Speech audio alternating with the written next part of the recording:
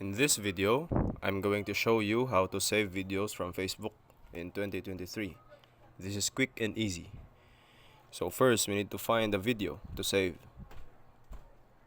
So here, after that, you need to click these three dots and then copy link.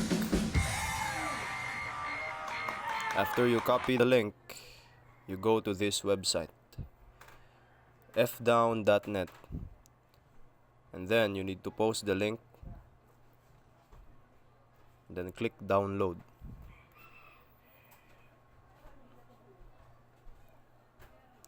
And you have choices like download video in normal quality and download video in HD quality.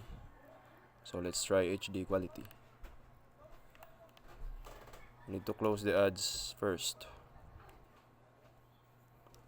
And as you can see, it is downloading.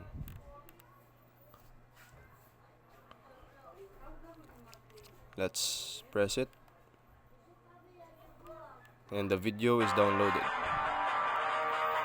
Thank you, and I hope it helps.